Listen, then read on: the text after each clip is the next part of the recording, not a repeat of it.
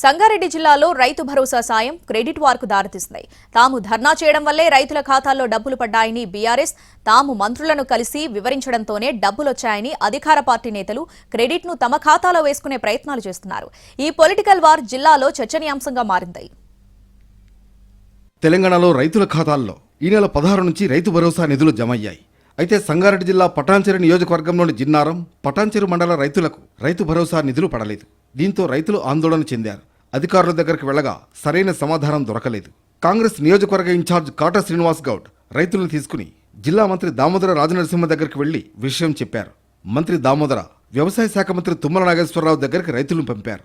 కాటా శ్రీనివాస్ రైతు భరోసా అందని రైతుల వివరాలను తీసుకుని ఈ నెల 20న హైదరాబాద్లోని మంత్రి తుమ్మల క్యాంప్ ఆఫీస్కి వెళ్లారు. 27,000 మంది అర్హులైన రైతులకు రైతు భరోసా రాలేదని నివేదిక ఇవ్వగా వెంటనే మంత్రి తుమ్మల జిల్లా కలెక్టర్కు కాల్ చేసి ఆరా తీశారు.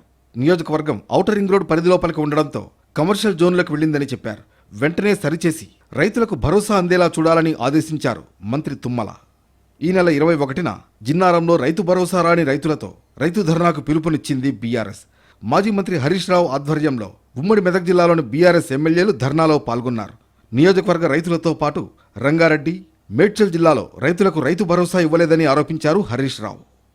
అవసరమైతే సంగారెడ్డి కలెక్టరేట్ ముట్టడి పెడదాం, అవసరమైతే మన ఓఆర్ఆర్ ను దిగ్బంధం చేద్దాం.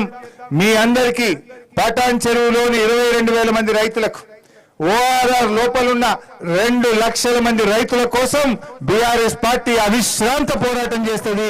రైతులకు వచ్చేదాకా కూడా ఈ కాంగ్రెస్ పార్టీని విడిచిపెట్టేదే లేదని చెప్పి కూడా ఈ నెల 24 నుంచి పటాన్చెరు నియోజకవర్గ రైతుల అకౌంట్లో డబ్బులు పడ్డాయి.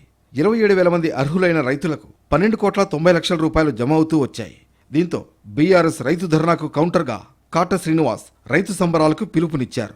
బీఆర్ఎస్ పార్టీ ధర్నా చేసిన చోటే కాంగ్రెస్ నాయకులు రైతులతో కలిసి టపాసులు పేల్చి సంబరాలు చేసుకున్నారు.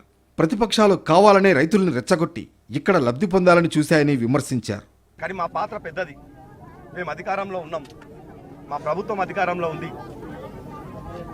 మేము మా ప్రభుత్వాన్ని వినియోగించి వాస్తవాలు వాళ్ళ దృష్టికి తీసుకెళ్ళి మరి ఈ ప్రాంతంలో ఏ రైతు కూడా ఇబ్బంది పడొద్దు, కంటితడ పెట్టొద్దన్న ఒక ఆలోచనతో మరి ఈరోజు రైతులకు అందరికీ కూడా దాదాపుగా మరి గుమ్మడిదల్ల మండలతో కలుపుకొని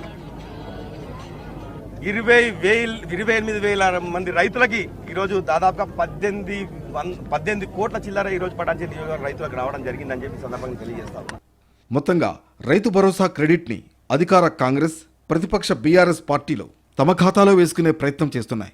తాము ధర్నా చేయడం వల్లనే నియోజకవర్గంలో రైతు భరోసా వచ్చిందని బీఆర్ఎస్ ప్రచారం చేస్తుంటే తాము మంత్రులు కలిస్తేనే సమస్య పరిష్కారమైందని కాంగ్రెస్ నేతలు వాదిస్తున్నారు.